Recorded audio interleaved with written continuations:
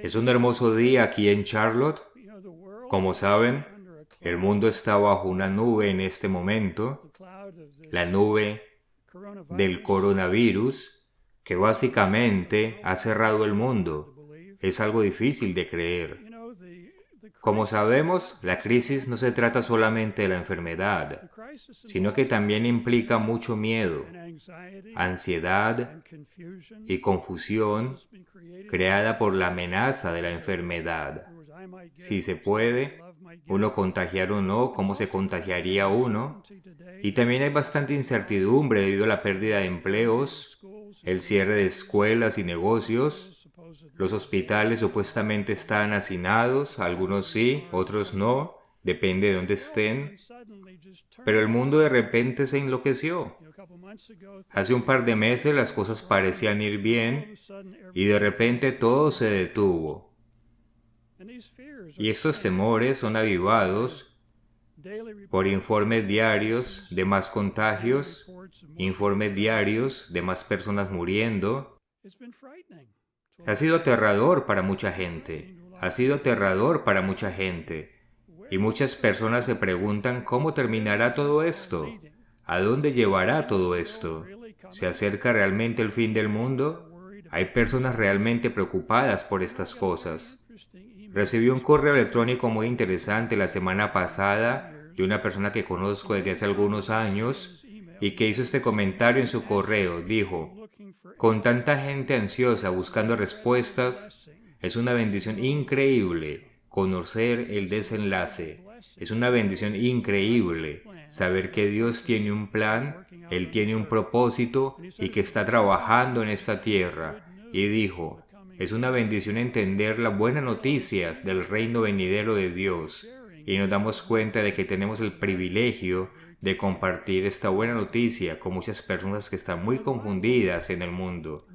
La Biblia no solo nos da un sentido de esperanza, sino que nos ofrece una perspectiva única de los principales eventos que han sucedido en el pasado y los principales eventos que están sucediendo en el mundo hoy. Y esta es una dimensión que literalmente falta en las noticias. No escuchamos eso en CNN o en Fox News, ni en ningún programa grande o famoso. La Biblia también contiene lecciones que podemos aprender desde ya para luego usarlas en el venidero reino de Dios para enseñar a las personas por qué ocurren esas calamidades y cómo prevenir los problemas que han tenido gran impacto en el mundo a lo largo de la historia. En el sermón de hoy quiero centrarme en varios eventos catastróficos, grandes sucesos, cosas que han impactado al mundo. Quiero hablar sobre alguna de esas cosas. Estos eventos han impactado a las personas, a las ciudades y al mundo entero. Quiero centrarme en algunas de estas cosas hoy. Y tal vez podamos aprender algunas lecciones durante este sermón que nos ayuden a prepararnos para algunas responsabilidades muy importantes en el venidero reino de Dios, donde tendrá la oportunidad de cambiar literalmente el mundo. He titulado este sermón La Biblia, Historia y Catástrofes. La Biblia, Historia y Catástrofes. Para empezar, me gustaría hablar un poco sobre la Biblia, este libro que estudiamos, que leemos, hablamos de él cada sábado. La Biblia contiene historia, es un libro de historia, pero es más que solo un registro de la historia, es más que un simple registro de la historia. Los historiadores hablan sobre hechos y sobre opiniones, hechos y opiniones. Diferentes historiadores tienen diferentes opiniones sobre lo que significan los diferentes eventos. Los historiadores hablan de qué, hablan de quién, hablan sobre cuándo, hablan sobre dónde y a veces hablan sobre por qué. A veces inventan sus propias ideas y tratan de explicar las cosas. Podemos mencionar, por ejemplo, la Armada Española, solo por un minuto. La Armada Española fue un evento increíble. Felipe II es el quién. reunió una gran armada de barcos. El encuentro tuvo lugar en el Canal de la Mancha. Las personas en el continente lo llaman de manera diferente, pero en Gran Bretaña lo llaman el Canal Inglés, ya que fueron encontrados por la flota británica. Su razón para organizar lo que esperaban ser una invasión a Inglaterra era traer de vuelta a la Inglaterra protestante al redil católico. Ese era el porqué. ¿Cuándo? Tuvo lugar en 1588. Eso es lo que los historiadores le dirán, los historiadores seculares, pero dejan de lado algunas razones muy importantes en cuanto al porqué. Dios tiene un plan que estaba elaborando. La razón por la cual los ingleses ganaron o salieron victoriosos en la situación de la Armada Española es que Dios le hizo promesas a Abraham y a Isaac y a Jacob, que eventualmente se convertirían en una nación que se extendería por todo el mundo. Si los españoles hubieran logrado invadir Inglaterra, eso no habría sucedido. Pero Dios tiene un plan que está llevando a cabo en la tierra. La Biblia nos ofrece no solo la historia, sino una perspectiva teológica sobre la historia. La perspectiva teológica, la perspectiva de Dios sobre los acontecimientos históricos. Esto es lo que encontramos en las Escrituras. La Biblia también registra lecciones importantes que los seres humanos necesitamos aprender por nuestro propio bien. Esta es la razón por la cual se habla de estos eventos históricos, porque necesitamos aprender algunas lecciones, ya que nos convertiremos en maestros en el reino de Dios. Parte de nuestro trabajo será explicar. Esta es la forma en que lo debes hacer, porque hay consecuencias si vas en una dirección diferente. Otra perspectiva que encontramos en la Biblia es lo que se llama una historia deuteronomista. ¿Qué significa eso? Deuteronomio y Levítico tienen un par de capítulos, Levítico 26, Deuteronomio 28, que son bendiciones y maldiciones, que si obedecemos a Dios seremos bendecidos, si desobedecemos a Dios habrá consecuencias. Este es un tema deuteronomista, un tema de Deuteronomio que literalmente está a lo largo del Antiguo Testamento y a lo largo del Nuevo Testamento. Y como padres tratamos de enseñarles a nuestros hijos lo mismo. Si escuchas a mamá y papá, las cosas irán mejor. Si no lo haces, habrá consecuencias. Y como adultos tenemos las mismas lecciones que aprender. Si no seguimos el camino de Dios, si tratamos de buscar excusas, las cosas no van a salir bien. Esa es otra de las lecciones que aprendemos del Antiguo Testamento. Vayamos a Job 12, versículos 23 al 25. Otra lección para aprender de las Escrituras del Antiguo Testamento. Aquí dice que Él multiplica las naciones y Él las destruye. En otras palabras, Él hace grande a las naciones y derriba a las naciones. La gente ha perdido esa perspectiva hoy. La historia secular no va en esa dirección, pero la Biblia sí. Dice, Él multiplica las naciones y Él las destruye. Esparce las naciones y las vuelve a reunir. Dios literalmente interviene en la historia humana.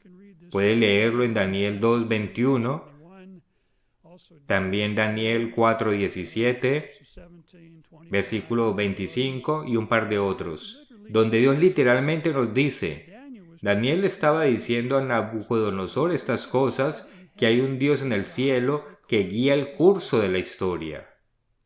Él levanta naciones en ciertos momentos y derriba naciones en ciertos momentos por razones específicas. Si se apartan de Dios, habrá consecuencias.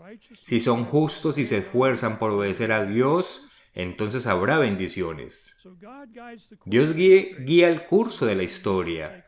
Esa es una lección que debemos aprender de las Escrituras. La historia deuteronomista, el hecho de que Dios bendice por la obediencia, trae consecuencias por la desobediencia, es otra lección de la Biblia.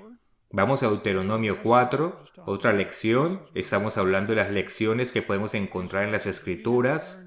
Estas son lecciones que tenemos que aprender como personas. Son lecciones que vamos a compartir con el mundo, cuando Jesucristo regrese y comience a reinar en la tierra. Deuteronomio capítulo 4. Moisés estaba dando consejos a los hijos de Israel que habían salido de la tierra de Egipto. En realidad está hablando con la segunda generación de israelitas antes de entrar en la tierra prometida, y está repasando el pacto, recordando el pacto. Y él dice aquí en el versículo 9, por tanto, guárdate y guarda tu alma con diligencia, para que no te olvides de las cosas que tus ojos han visto. Está hablando básicamente con personas jóvenes que ahora, unos 40 años después, se preparan para entrar en la tierra prometida. Dijo, eso es lo que te dijeron tu mamá y papá. Estas cosas las vieron. Y si tienes la edad suficiente, también las recuerdas. No te olvides de las cosas que tus ojos han visto, ni se aparten de tu corazón, a menos que las olvides todos los días de tu vida. Antes bien, las enseñarás a tus hijos y a los hijos de tus hijos. Luego, en Deuteronomio 15,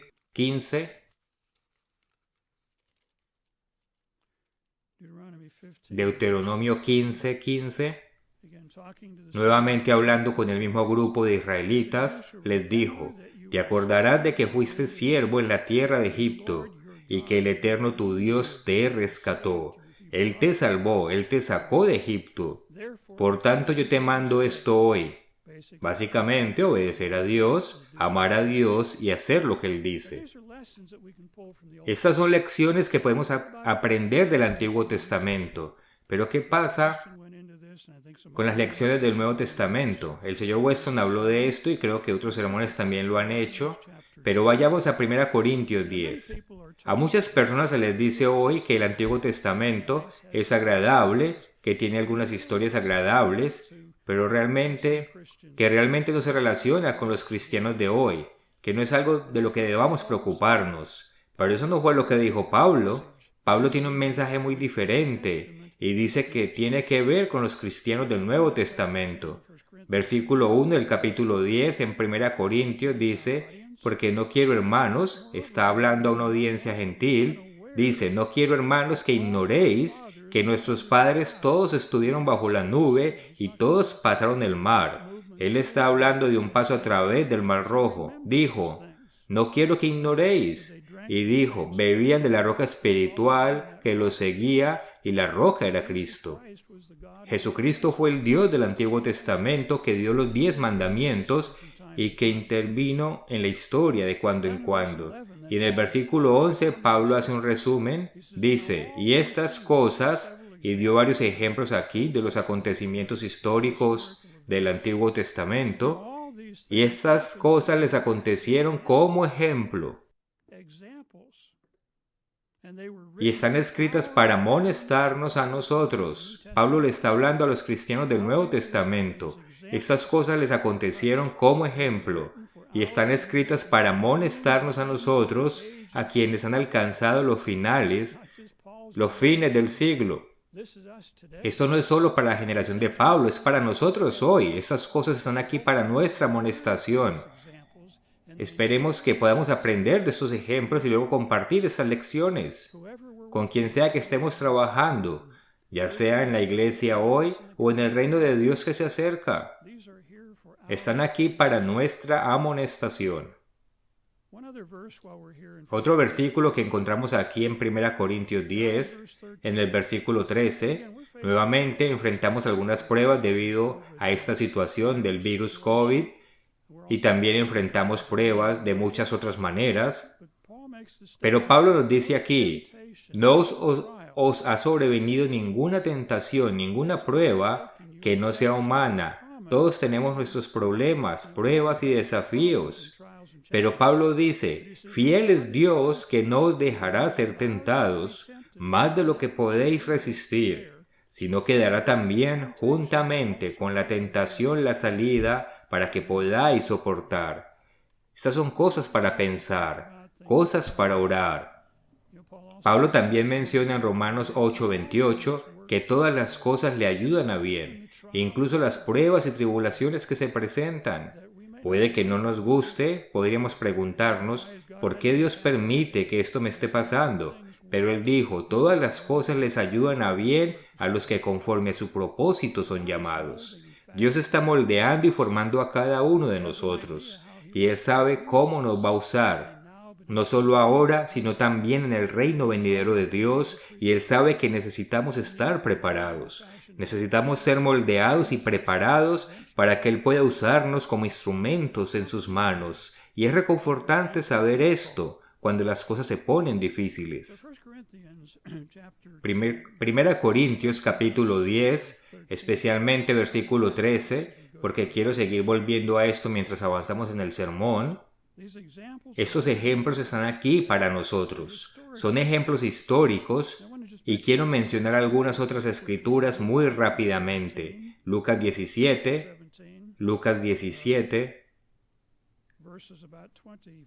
versículos 24 a 27, donde Jesús está amonestando a los fariseos sobre las lecciones de la historia. Está amonestando a los fariseos sobre las lecciones de la historia. Ellos olvidaron su propia historia y necesitan recordar algunas cosas, por lo que Él los guía por medio de algunas cosas que ellos deben entender. En los capítulos 7 y 8 de Hechos, Esteban también usa la historia, ejemplos de la historia, para amonestar a los líderes judíos. Comienza con Abraham y sigue a lo largo del Antiguo Testamento. Él dijo, ustedes están olvidando todas estas cosas. Ellos escucharon, tuvieron que reconocer que Esteban decía la verdad, pero no les gustó lo que estaban escuchando. Lo apedrearon. Nosotros tenemos también un mensaje que llevar hoy. Algunas personas lo encontrarán, como escucho en los anuncios, wow, esto es muy interesante, wow, realmente aprecio esto, pero no todos responderán de esa manera. La gente se pondrá nerviosa, no quieren que les digan que están equivocados. No quieren que se les diga que la Biblia realmente está hablando de nosotros, que esas profecías del Antiguo Testamento se aplican a nosotros, que nos digan qué deberíamos hacer o no hacer. No les gusta eso. No les gustó lo que dijo Jeremías. No me gusta lo que dijo Isaías. Pero tenían un mensaje que entregar. Tenemos un mensaje para entregar. Y necesitamos orar para que Dios abra las puertas y lo podamos hacer. Hermanos, la implicación de estas escrituras que acabamos de hablar en el Antiguo Testamento y el Nuevo Testamento es básicamente que necesitamos aprender las lecciones de la historia que Dios quiere que recordemos. No solo aprenderlas, sino también recordarlas para que podamos usar estas lecciones como un sacudón para nosotros mismos. Vamos a hablar sobre algunos ejemplos en los que Dios liberó a ciertas personas pero que volvieron a sus viejas costumbres, una y otra vez. No queremos hacer eso, queremos aprender. Queremos aprender las lecciones de la historia para poder usarlas para enseñar a otros, especialmente lo que Dios dice que es importante. Entonces veamos algunos ejemplos de catástrofes importantes que se registran en la Biblia. Y centrémonos en las lecciones que Dios quiere que aprendamos. Por eso estos ejemplos están en las Escrituras. A medida que avancemos en estos ejemplos, aprenderemos cómo las acciones pecaminosas llevaron a grandes catástrofes que tuvieron un impacto en las personas, un impacto en las ciudades y un impacto en el mundo. Vamos a tratar con personas que vivirán en el reino venidero de Dios. Vamos a tratar con personas de la segunda resurrección que van a necesitar entender lo que pasó. ¿Por qué sucedieron estas cosas? ¿Qué puedo aprender para poder compartir estas lecciones con otras personas? Así que vamos a ver un par de ejemplos de catástrofes ocurridas en la historia que encontramos escritas en la Biblia y las lecciones que podemos aprender. Vayamos a Mateo 24. Mateo 24. Jesús estaba respondiendo cuál será la señal de su venida al final de la era, al igual que algunas personas hoy preguntan, ¿el coronavirus acelerará el regreso de Jesucristo? ¿Es este el fin del mundo? ¿Va a suceder mientras estoy vivo?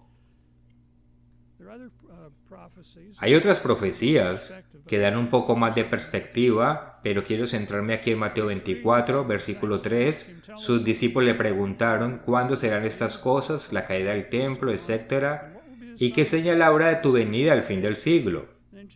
Y luego Jesús pasa por una serie de cosas: guerras, rumores de guerras, religiones falsas, hambrunas, pestilencias, etc. Y en el versículo 36 dice: pero el día y hora nadie sabe. Nadie sabe cuándo va a regresar. Y nos dijo que viéramos las señales. En el versículo 37 dice: mas como en los días de Noé, así será la venida del Hijo del Hombre. Así como estaba la sociedad en los días de Noé, será muy similar en los días previos al retorno de nuestro Señor Jesucristo. Será muy similar al retorno de Cristo. Porque como en los días antes del diluvio estaban comiendo y bebiendo, casándose y dando en casamiento, hasta el día en que Noé entró en el arca, y no entendieron hasta que vino el diluvio y se los llevó a todos. Así será también la venida del Hijo del Hombre. Va a ser igual. La gente se sorprendió en los días de Noé, la gente se sorprenderá hoy cuando las cosas empiecen a suceder. Y algunas personas están legítimamente preocupadas porque pueden leer estas escrituras y reconocen que las cosas no son normales. El mundo entero en cuarentena durante un mes o más, eso nunca ha sucedido en nuestros días. Y no creo que sucedió en los tiempos de Noé tampoco. Pero son cosas que están pasando y la gente reconoce que esto no es normal. Pero tenga en cuenta que dicen los días de Noé estaban comiendo y bebiendo y simplemente continuaban. Y cuando volvemos a Génesis 6 y leemos un poco sobre esto, estaban teniendo fiestas. Ellos la estaban pasando bien. Y casarse y dar en matrimonio, hay algunas cosas que son muy negativas sobre estas cosas. Se casaban y... Volvamos a Génesis 6 y retomemos el tema allí. Recojamos el ambiente de lo que estaba sucediendo allí. Génesis 6. Porque Moisés nos da una perspectiva de lo que estaba sucediendo, cómo era en los días de Noé. El versículo 6 dice: aconteció que cuando comenzaron los hombres a multiplicarse sobre la faz de la tierra y les nacieron hijas, que viendo los hijos de Dios, estos no son ángeles, son hijos de Enos, que seguían a Dios y que se unieron a las hijas de Caín. Que viendo los hijos de Dios que las hijas de los hombres eran hermosas, tomaron para sí mujeres, escogiendo entre todas. Luego el versículo 5 dice: y vio el Eterno que la maldad de los hombres era mucha en la tierra, y que todo designio de los pensamientos del corazón de ellos era de continuo solamente el mal. Esto es lo que Moisés describe de los tiempos en que vivió Noé en el versículo 11. Versículo 11. Y se corrompió la tierra delante de Dios, y estaba la tierra llena de violencia, y aquí que estaba corrompida, porque toda carne, cada ser humano, cada parte de la sociedad había corrompido su camino sobre la tierra. Luego menciona en el versículo 13 que la tierra estaba llena de violencia. Ese fue el mundo en el que Dios intervino para corregirlo todo. Y cuando vemos lo que está sucediendo a nuestro alrededor hoy, lo que está sucediendo en el mundo, en la televisión, en la internet, todo tipo de cosas extrañas y pervertidas están sucediendo y son aceptadas como normales. Y si usted se opone, lo acusan de tener un discurso de odio. ¿Cuál es su problema? Usted no es tolerante, no sabe vivir con los demás. Ese es el mundo en el que vivimos hoy. También podemos leer aquí, en los versículos 8 y 9, en Génesis 6, pero Noé halló gracia ante los ojos del Eterno. Podemos encontrar gracia ante los ojos de Dios, también encontramos gracia en los ojos de los padres, en los ojos de los jefes, cuando nos llevamos bien con la gente, cuando no estamos creando muchos problemas, cuando vertimos aceite en aguas turbulentas y no gasolina en aguas turbulentas. Encontramos gracia ante los ojos de Dios cuando obedecemos sus mandamientos. Noé encontró gracia en los ojos de Dios. Estas son las generaciones de Noé. Noé, varón justo, era un hombre justo, perfecto en sus generaciones. Con Dios caminó Noé, fue destacado en su generación. Dios tenía un propósito para llamar a un hombre así. Tenía un propósito para un hombre como este. Le dijo a Noé que construyera un arca. Y cuando vemos en perspectiva, no se trataba de una canoa de jardín. Este no era un bote que se pone en un remolque y lo estacionamos al frente de la casa. Busque las dimensiones del arca. Mide más de 137 metros de largo. Tenía unos 15 metros de ancho y tal vez unos 21 o 24 metros de altura. Era un bote grande. Si ha estado en el norte de Kentucky y vio el modelo a escala del arca, no un modelo reducido del arca, sino un modelo a escala real del arca, vemos que es más grande que un campo de fútbol. Llegaría a ambos extremos del campo y tiene aproximadamente 4 pisos de altura, 3 o 4 pisos de altura. Es enorme. Cuando lo piensa, debía tener una fuerza de trabajo para construirlo. Noé y un par de hijos no habrían construido eso. Las vigas en el arca de Kentucky son como de 31 centímetros de ancho o más. No son fáciles de levantar. Debía tener una fuerza laboral y debió haber tomado décadas construirla. Tal vez pensó que probablemente se construyó en un par de semanas. No, no es posible. Incluso el arca en el norte de Kentucky les llevó varios años construirla con grúas y todo tipo de máquinas. Quizás se pregunte qué pasó con la fuerza laboral. ¿Qué pasó con las personas que trabajaron en el arca? Estaba hablando con el Dr. Meredith una vez tuvimos 3 campus de Ambassador College, uno en Pasadena, uno en Big Sandy y otro en Bricketwood. Y cuando cerramos esos campus por varias razones, en diferentes momentos, las personas que habían trabajado allí durante 10, 15, 20 años simplemente desaparecieron. Formaron parte del trabajo, pero se fueron en diferentes direcciones. ¿Qué pasó con las personas que estaban ayudando a Noé a construir el arca? Solo había unas 8 personas en el arca, creo. ¿Qué les pasó a los demás? ¿A dónde fueron? ¿Sabían que a los europeos les tomó cientos de años, 200, 300 años construir esas catedrales? Les tomó mucho tiempo. Y al parecer, a Noé le llevó probablemente 100 años. Observe rápidamente aquí en Génesis 5:32 que dice: y siendo Noé 500 años, engendró a Sem, a Cam y a Jafet. Y luego en el capítulo 7, versículo 6 dice: era Noé de 600 años cuando el diluvio de las aguas vino sobre la tierra.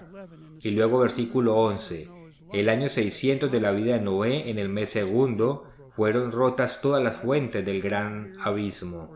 Entonces, si tomó 100 años o no, lo descubriremos en algún momento.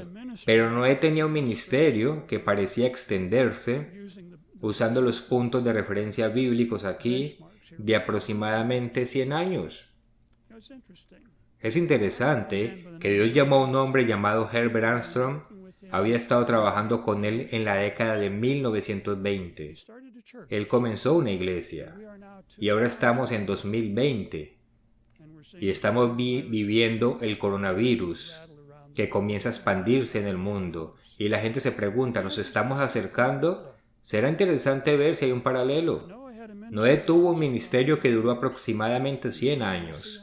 Será interesante ver cuánto dura nuestro ministerio hoy. El mensaje que proviene de estos versículos es que Noé fue llamado a salir de una sociedad totalmente pervertida, donde cada pensamiento era solo maldad. Si miramos a nuestro alrededor hoy, vemos que es difícil mirar algo en la televisión o leer ciertas cosas, escuchar conversaciones debido a la perversión total. El Congreso estadounidense está considerando un proyecto de ley llamado Ley de Igualdad. Y es básicamente para dar igualdad a los homosexuales, a las personas, a los hombres que piensan que son mujeres y puedan usar el baño de una mujer, a las mujeres que piensan que son hombres, probablemente son menos, y que puedan usar el baño de los hombres y las duchas y demás. Y uno de los de las personas en el Congreso dijo que las ideas religiosas no deberían interferir con las libertades de los gays y las lesbianas. Básicamente lo que el Congreso o algunas personas en el Congreso dicen es que las ideas religiosas no deben contar. Deberíamos poder hacer lo que queramos y satisfacer las necesidades de todos.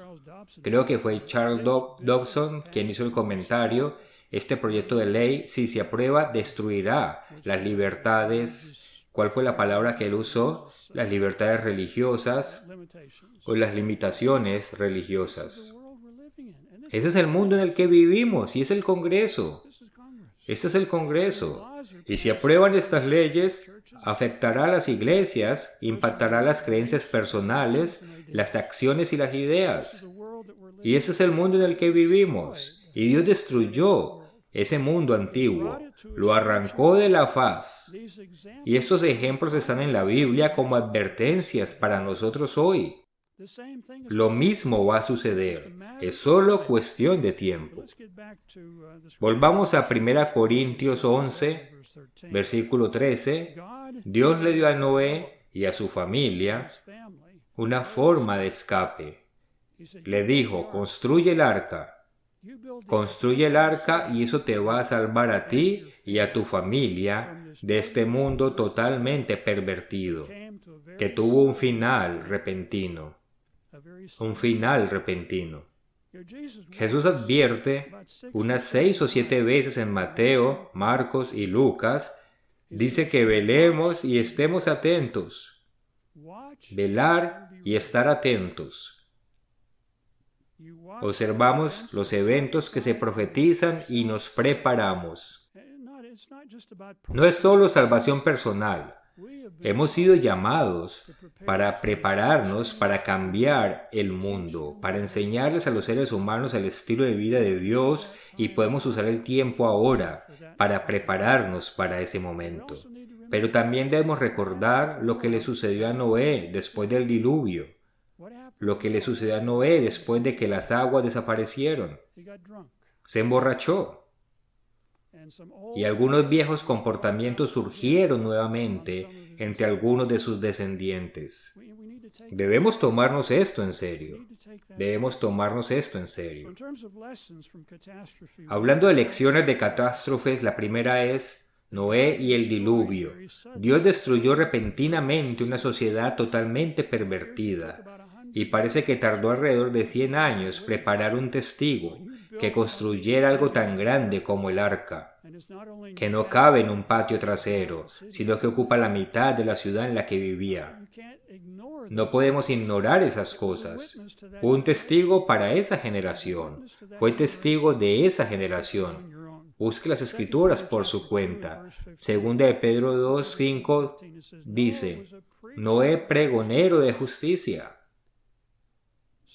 El Salmo 119, 172 dice: todos tus mandamientos son justicia. Estamos hablando de justicia, estamos hablando de los mandamientos de Dios. Miremos otra escritura en Hebreos 11. Hebreos 11, versículo 7. Y volveremos sobre esto un poco más adelante.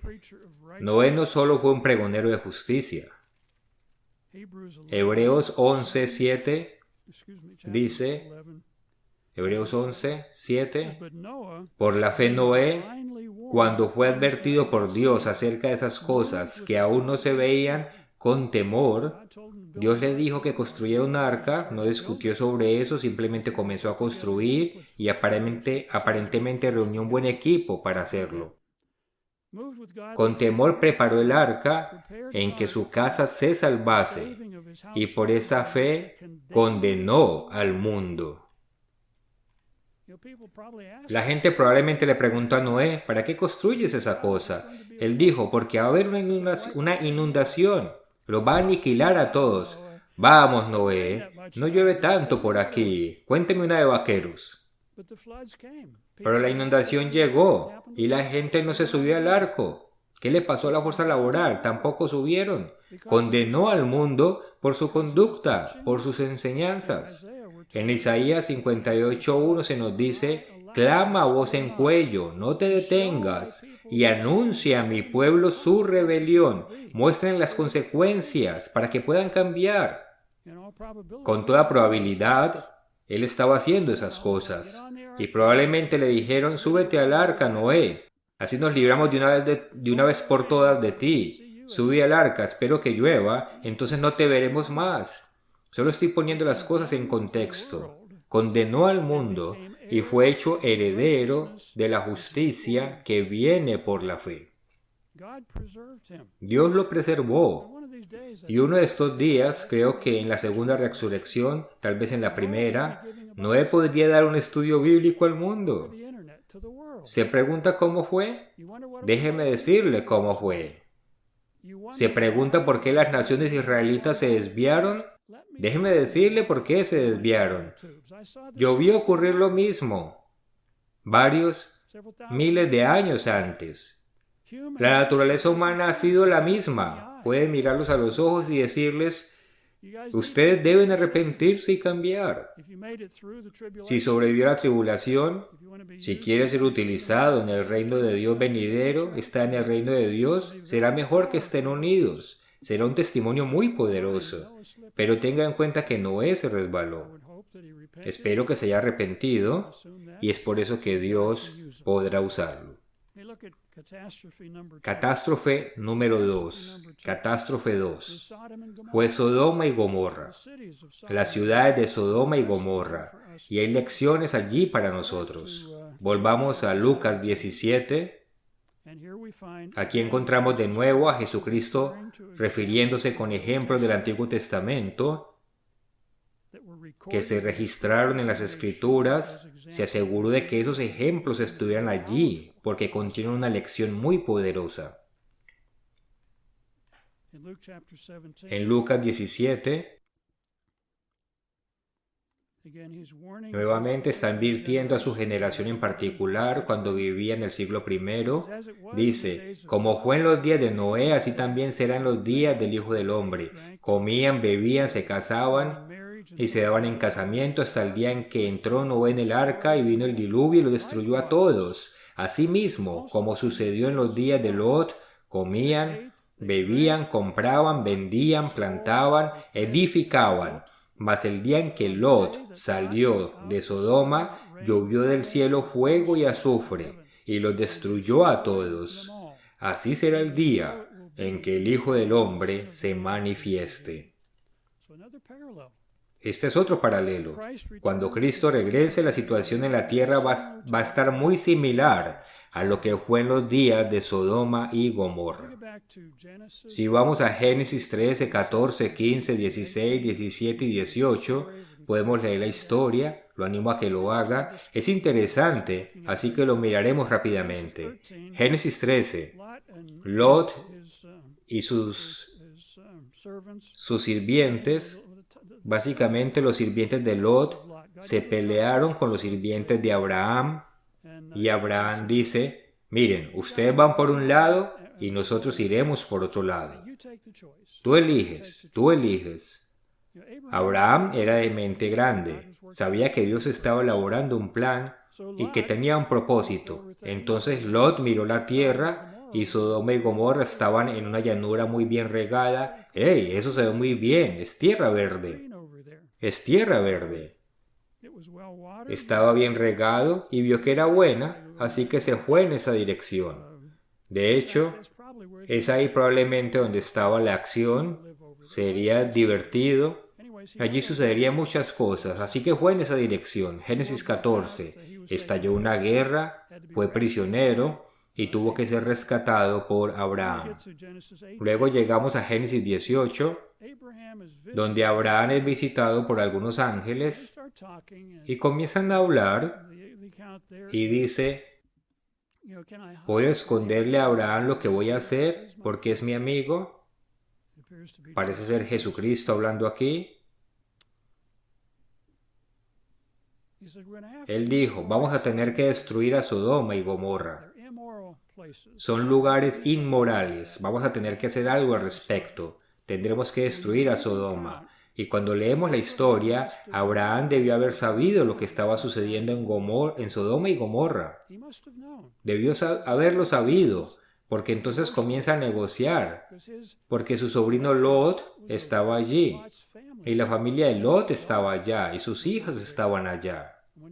Cuando escucha esta noticia de que Sodoma y Gomorra van a ser destruidos, entonces comienza a preguntar, bueno Dios, ¿lo destruirás si hay 50 personas justas allí?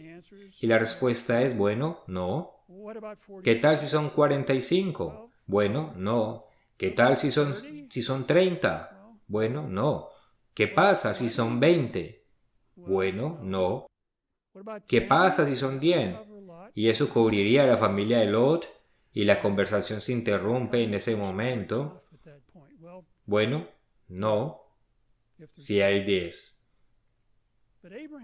Pero Abraham debió haber sabido la situación que estaba ocurriendo allí. De lo contrario, ¿por qué negociar? Debió haberlo sabido.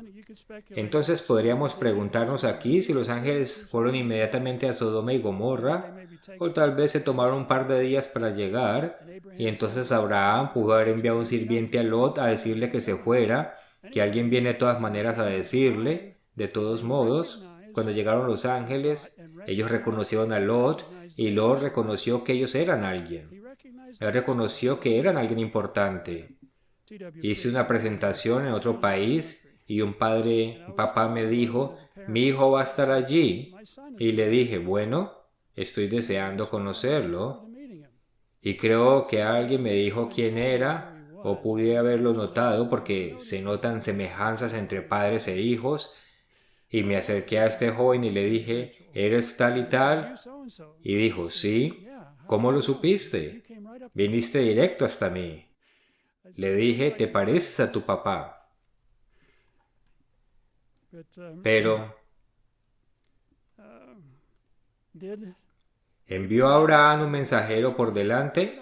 No lo sabemos, solo estoy imaginando aquí. Si los ángeles vinieron de inmediato, era obvio que querían hacer algo, pero de todos modos, los ángeles vienen a la ciudad y Lot dice, nuevamente los reconoció, se dio cuenta de que eran personas importantes y les dice, ¿qué tal una cena? Y que se queden conmigo esta noche. Y dijeron, no, solo vamos a dormir en un parque, vamos a dormir en la plaza aquí. La reacción inmediata de Lot fue, no pueden hacer eso. Bueno, ¿por qué no? No pueden hacer eso. Entren y cenen. Y la gente del pueblo de la ciudad dijo, traigan a esas personas aquí, a esos tipos que vinieron aquí. Queremos tener relaciones con ellos. No una buena relación, sino que queremos conocerlos. Y Lot sale y dice, miren, cálmense, tengo 2 hijas que pueden tener. Y Lot es llamado un hombre justo.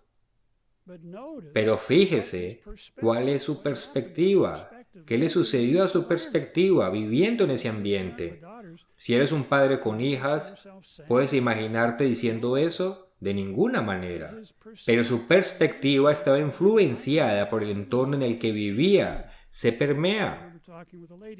Recuerdo haber hablado una vez con una señora que pertenecía a una iglesia donde creen que estaba mal tomar café y té. Y le pregunté y le dije, ¿toma café y té?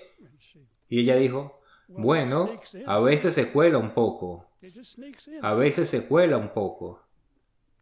Fue influenciada por sus papilas gustativas que prevalecieron sobre su sistema de creencias. Es interesante cómo influye el medio ambiente. De todos modos, los ángeles tuvieron que ir hasta Lot, agarrarlo y entrarlo nuevamente. Y luego cegaron a las personas que estaban allí afuera.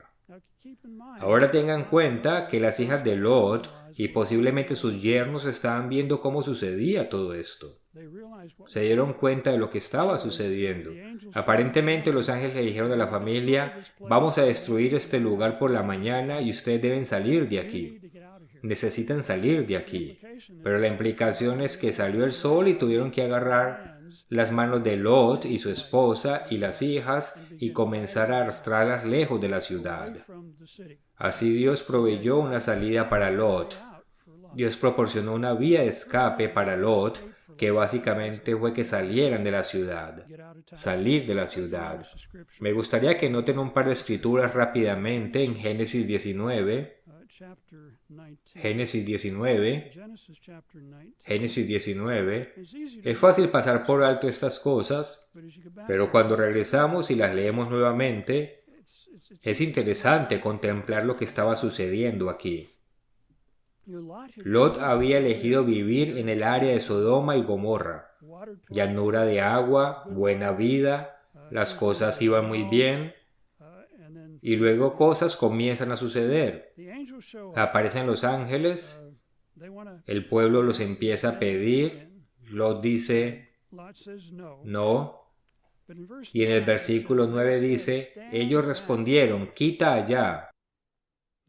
Están hablando con Lot, quítate del camino. Vino este extraño para habitar entre nosotros. Están hablando de Lot. Dicen Lot, este Lot vino este extraño para habitar entre nosotros y habrá de elegirse juez. Pueden leer otras traducciones, pero él era un extranjero, llegó de otra ciudad u otro lugar y está tratando de decirnos qué hacer. Él está actuando como un juez entre nosotros. Ahora tenemos más mal que a ellos. Hablando con Lot. Entonces presionaron con fuerza contra Lot y se acercaron para derribar la puerta, y luego los ángeles extendieron la mano y lo empujaron adentro. Es lo que leemos de Lot, que era una persona justa, pero era un extranjero viviendo en una sociedad pervertida. Ahora pasemos a Segunda de Pedro, volvamos a donde estábamos antes. Segunda de Pedro 2. Hablemos un poco más de Lot y el entorno en el que vivía. Y hoy vivimos en un entorno que no es el mejor. Segunda de Pedro 2.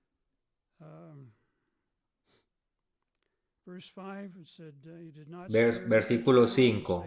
No perdonó al mundo antiguo, sino que guardó a Noé, pregonero de justicia, con otras 7 personas, trayendo el diluvio sobre el mundo de los impíos, y si condenó por destrucción a la ciudad de Sodoma y de Gomorra, reduciéndolas a cenizas. Es posible que deseen internet para mirar el área geográfica donde están Sodoma y Gomorra. Está desolado hoy. Casi nada crece allí. Es realmente desolado. Hay algunas áreas donde piensan que estaba Sodoma y Gomorra, pero son solo pedazos de tierra. Sigamos leyendo. Reduciéndolas a ceniza y poniéndolas de ejemplo a los que habían de vivir impíamente, y libró al justo Lot. Este debe ser un término relativo, porque fue llamado una persona justa, pero aquí hay una persona justa que estaba lista para entregar a sus hijas a esta mafia de homosexuales. Su entorno lo había influenciado y fue llamado una persona justa, abrumado por la nefanda conducta de los malvados, porque este justo que moraba entre ellos afligía cada día su alma justa, viendo y oyendo los hechos inicuos de ellos. Sabía que estaba mal y creía que estaba mal, pero de nuevo su juicio fue influenciado por la gente con la que estaba. Pero se le dio una vía de escape, se le permitió irse. En realidad tuvo que ser expulsado, y parece haber habido cierta renuencia a abandonar esta maravillosa sociedad. Miremos la sociedad a nuestro alrededor hoy. Al viajar a algunos de los lugares del mundo en los que hemos estado, nos adentramos en las zonas rurales de África y algunos lugares del Caribe, y lugares como esos, y no hay pavimento en el camino.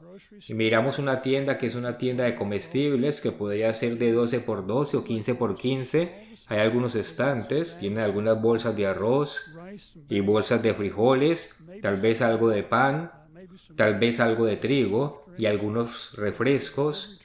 Y si el camión de reparto no llega allí durante un par de días, todo se acaba. Luego volvemos a casa en los Estados Unidos, Australia, África o Canadá y vamos a los supermercados y necesitamos binoculares para mirar el final del pasillo. Están llenos de cosas. Están llenos de cosas. Hoy damos muchas cosas por sentado. Lot estaba influenciado por el entorno que lo rodeaba y se le llamaba un hombre justo. Estaba frustrado por lo que vio. Es interesante cuando leemos algunas de las cosas que salen en la prensa. Mencionaron que la homosexualidad no era realmente el problema en Sodoma y Gomorra. Entonces tienes que ir a Ezequiel para descubrir cuáles eran los problemas reales. Entonces vayamos a Ezequiel 16. Ezequiel 16, aquí tenemos una breve referencia en los versículos 49 y 50 a Sodoma y Gomorra. Y no dice lo que a la gente le gusta pensar o quiere oír. Ezequiel 16,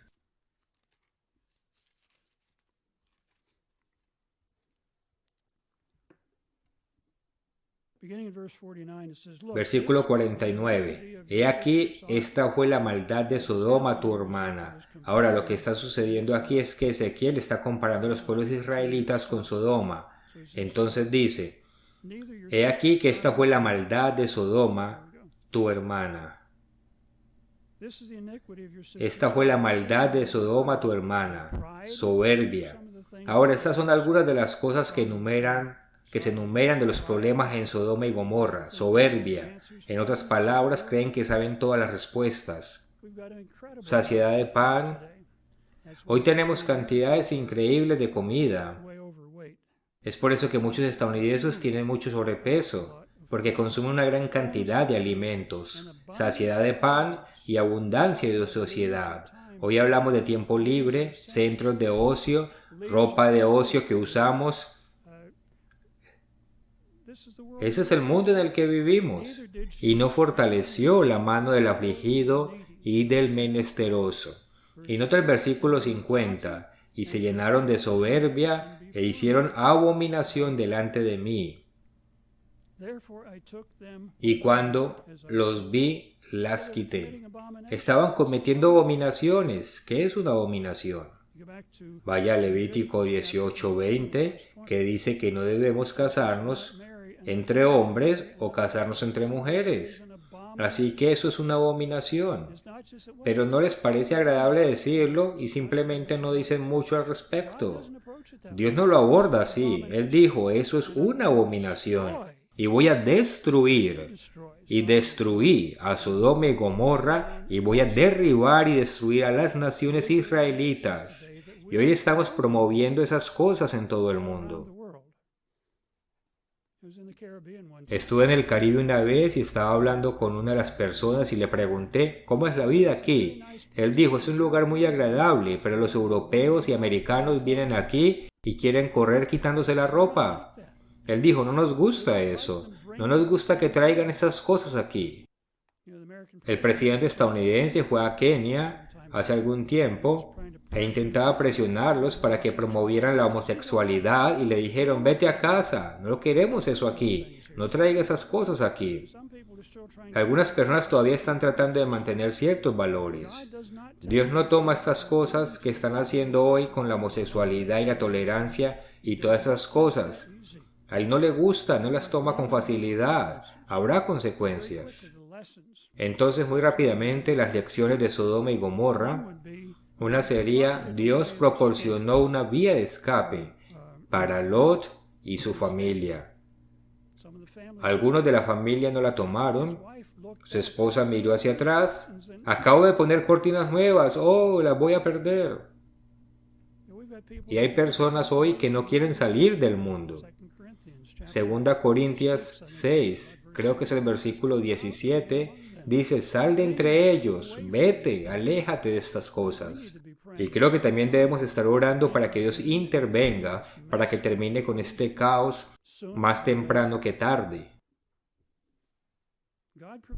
Dios proporciona un camino de escape antes de que las cosas sean totalmente destruidas. Puede buscar las profecías en Isaías 1 hasta el 10, donde dice tus pecados, hablando de las naciones israelitas, son como Sodoma y Gomorra.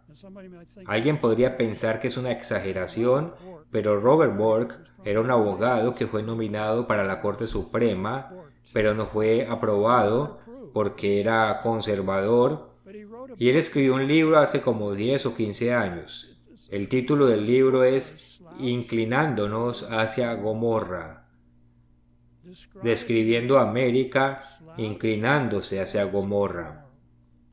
Y estaba hablando de las mujeres lesbianas y de la homosexualidad, y estaba hablando de cosas de esas. David Kopelian es un escritor, periodista y editor. Escribió un libro titulado El mercadeo del mal. Dijo que estamos comercializando estas cosas, utilizando técnicas de marketing para promover esos comportamientos. No los llama abominaciones, pero sí cree que lo son. Veamos un par de otras escrituras y luego seguiremos adelante. Deuteronomio capítulo 28. Nuevamente, la historia deuteronomista, el hecho de que si obedecemos habrá bendiciones, si no habrá consecuencias. Deuteronomio 28:15 dice: acontecerá si no oyeres la voz del Eterno tu Dios, vendrán sobre ti todas estas maldiciones. Y el versículo 20 dice: y el Eterno enviará contra ti la maldición. En otras palabras, vendrán maldiciones, vendrá confusión. Vemos lo que se escribe sobre el virus COVID. Algunos dicen que es esto, otros dicen que es aquello. Un experto dice esto, otro dice aquello. Y la gente se frustra. No sé a quién creerle o a qué creer. Dios dijo: voy a traer confusión sobre ti. Confusión. Luego habla sobre las plagas y las fiebres que vendrán como parte de estas plagas. Y va a suceder repentinamente. Dice: en todo cuanto pusieres mano hicieres, hasta que seas destruido y perezcas pronto, a causa de la maldad de tus obras. El diluvio vino con rapidez. La destrucción de Sodoma y Gomorra llegó rápidamente. Queda por ver qué tan rápido Estados Unidos y algunas otras naciones caerán. Vayamos al Levítico 26. Encontramos el mismo tipo de advertencia: si obedecemos somos bendecidos, si no tendremos consecuencias.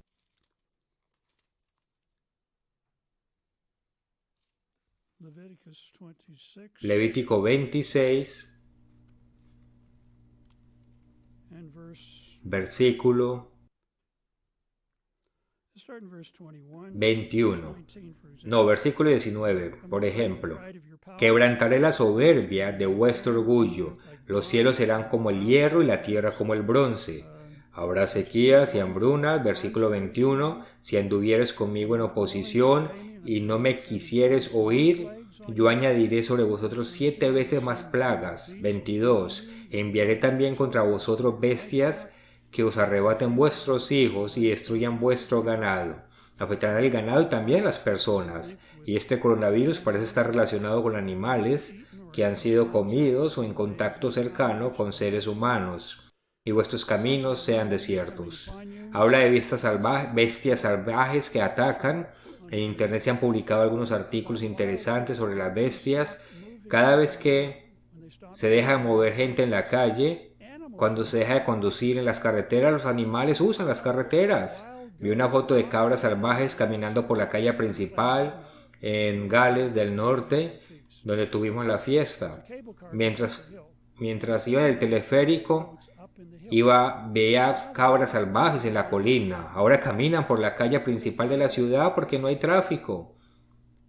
Y esto está sucediendo en otros lugares como España e Inglaterra. Como no hay nadie en las calles, los animales caminan por ellas. Si está en Massachusetts y en lugares como ese, los ciervos salvajes pueden traer una enfermedad que causan las garrapatas. Pero estamos viendo que estas cosas suceden hoy. Estamos viendo que estas cosas suceden. Y las carreteras se están volviendo desoladas. Veamos otra catástrofe. Y esta fue en Egipto, en el Éxodo. Acabamos de pasar la Pascua y estamos familiarizados con esta historia. Pero en lo que quiero centrarme aquí es en que Dios trajo a Jacob, a José y a los israelitas a Egipto para preservarlos. Pero también tenía una misión más grande que solo preservarlos. Se establecieron en la tierra de Gosén, que era la mejor parte de Egipto, una especie de área del delta del nordeste, una muy buena área para vivir, y luego después de décadas fueron esclavizados. Y comenzaron a sufrir y clamaron a Dios. Ahora Dios estaba preparando un libertador en Moisés. pero tomó 40 años preparar a Moisés en Egipto. Todo este tiempo los israelitas estaban sufriendo y clamando a Dios. Y luego dijo, Moisés, necesitas 40 años más de entrenamiento. Ahora póngase en lugar de los israelitas, 40 años más de esto, mientras Moisés está preparando.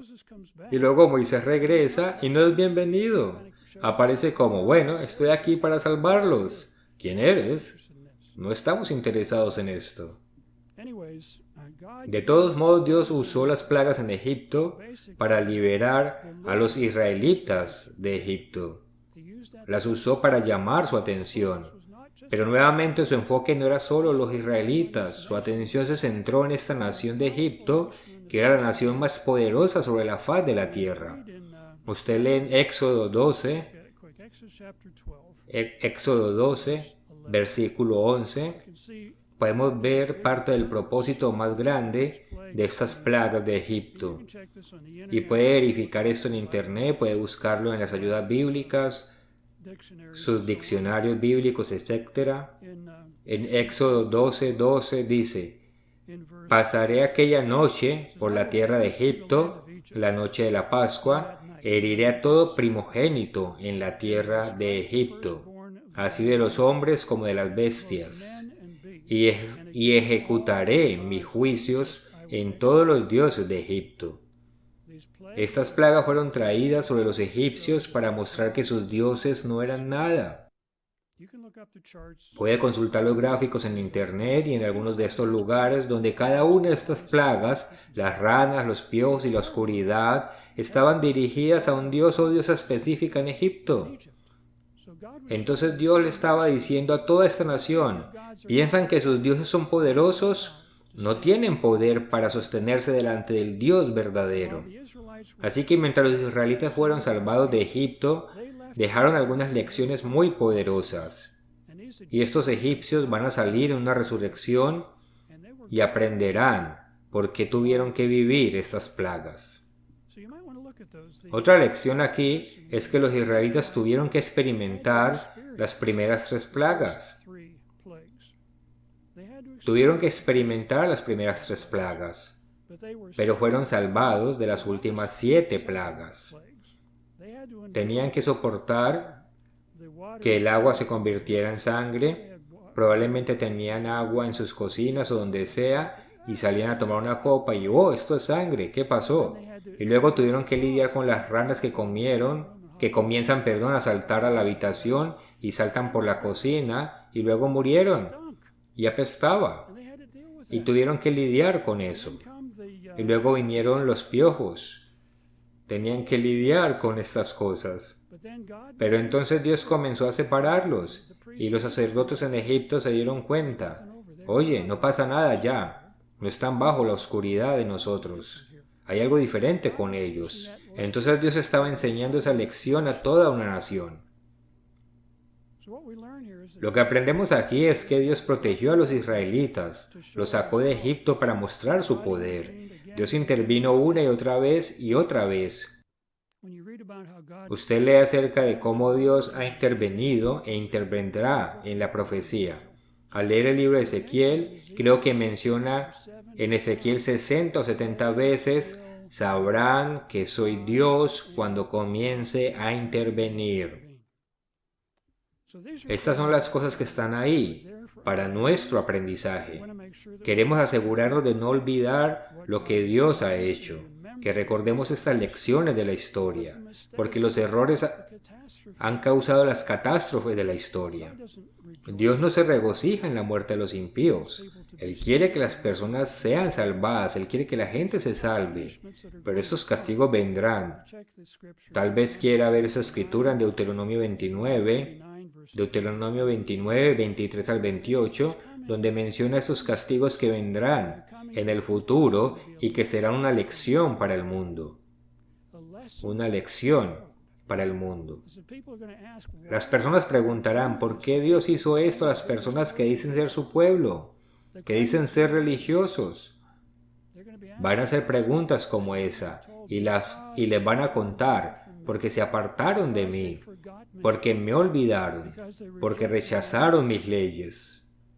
Hermanos, estas son cosas que debemos recordar, las lecciones de la historia sobre las causas de las catástrofes y cómo prevenirlas. ¿Qué significa esto para usted? ¿Qué significa para mí? Recuerde la escritura que vimos al principio en Job 12, 23, 24 y 25. Dios interviene en los asuntos. Dios interviene en la historia. Él está a cargo de las cosas, Él permite las cosas, hace que las cosas pasen. Pero también leemos en 1 Corintios 10, 13, que en las pruebas Dios dará una vía de escape. Lo hizo con Noé, lo hizo con Lot, lo hizo con los israelitas. Tenían ciertas lecciones que aprender. Lo hizo entonces y la implicación es que lo volverá a hacer. No sabemos cuándo ni cómo, pero la promesa es que Él hará estas cosas. Lo que tenemos que hacer, según leemos en Deuteronomio 4, 28 al 29, es que nuestra responsabilidad a través de estas pruebas es acercarnos a Dios, buscarlo con todo nuestro corazón y decir, si hacemos estas cosas buscando a Dios con todo nuestro corazón, acercándonos a Dios, lo encontraremos y Dios nos dará un camino de escape. Pero Dios no solo nos da una vía de escape, sino que también espera que hagamos ciertas cosas, como buscarlo, acercarnos a Él. En Éxodo 15:26 se nos dice que si obedecemos los mandamientos de Dios, ninguna enfermedad de las que envió a los egipcios vendrá a nosotros. Entonces hay cosas que Dios hará para protegernos. Pero también leemos en Proverbios 22:3 que si vemos el mal por delante, debemos escondernos. Necesitamos salir del camino, hacer lo que podamos para evitar los problemas. Y para finalizar, quiero mencionar que estamos lidiando con esta situación del coronavirus, que puede ser una enfermedad muy desagradable si termina golpeándonos. Y nos han dado muchos consejos de protección.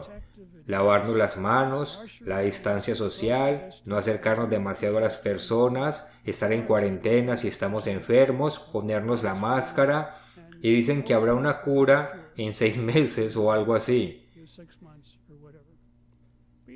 Pero una de las cosas que no se menciona es cómo cuidar el mayor mecanismo de defensa que tenemos, y ese es nuestro sistema inmunológico. Que tenemos un sistema inmune que Dios nos ha dado para protegernos y ayudarnos contra estas enfermedades. Lo que vemos que nos dicen es que las personas más susceptibles tienen ciertas características: sobrepeso considerable, son ancianos. No significa que todos los mayores puedan contraer el virus, pero las personas mayores generalmente tienen una serie de afecciones preexistentes y algunas personas jóvenes también tienen afecciones preexistentes. Puede ser obesidad, hipertensión arterial, diabetes, podría ser enfermedad cardíaca, que en muchos casos se puede prevenir. No en todos los casos, pero muchas personas pueden prevenir estas enfermedades viviendo de manera correcta. En términos de qué puede hacer para fortalecer su sistema inmunológico muy rápidamente, primero ejercicio. Haga ejercicio regularmente, no se quede sentado en casa sin hacer nada o en la oficina, salga, muévase, haga ejercicio, porque eso fortalece el sistema inmunológico. Segundo, descanse. Oh, es que estoy muy preocupado, no puedo dormir. Bueno, pídele a Dios protección, confíe en Él y asegúrese de dormir lo suficiente. Si se desgasta es más susceptible. Algunas cosas que puede hacer en cuanto a la dieta: asegúrese de que su dieta tenga buena vitamina C, porque fortalece el sistema inmunológico. Se obtiene de cítricos como melón, papaya, cosas así. Asegúrese de consumir suficiente vitamina C. Otra puede ser la vitamina D. La obtiene al tomar un poco de sol, salga al aire libre, siéntese un poco al sol. También puede obtenerla de alimentos como leche, queso, cosas así, pero no demasiado porque entonces tendría demasiadas calorías. Pero estas son cosas que puede hacer, hay cosas que puede hacer. Las píldoras de vitaminas y minerales naturales también son útiles como suplemento. También debe manejar el estrés. Si está bajo estrés, haga lo que puede para aliviarlo, salga a caminar, descanse, duerma un poco, cambie un poco su entorno, pero aprenda a manejar el estrés. Cuando estaba terminando mi doctorado, tuve que publicar un artículo y hacer muchas cosas antes de graduarme, y tuve algunos problemas internos de mi cuerpo que resultaron estar relacionados con el estrés. Fui a casa, comencé a hacer ejercicio y los síntomas desaparecieron. Regresé a la escuela y después de 2 semanas comenzaron a volver. Tuve que aprender a manejar el estrés. Limite su consumo de alcohol y azúcar. Algunos de los chistes que circulan son que la forma en que lidian con la cuarentena es bebiendo. Eso no es bueno. No es bueno. Limite la cantidad de alcohol y azúcar. Si tiene sobrepeso, este podría ser un buen momento para hacer un esfuerzo y deshacerse de él. Reduzca el ocio y lo más importante es orar. Pedirle a Dios. Dios, por favor, protégeme, protege a mi familia y protege la obra. Estas son cosas que puede hacer. Y también obedecer a Dios. La promesa que leímos en Éxodo 15:26 dice: no te pondré las enfermedades de Egipto si obedeces, si sigues mis instrucciones.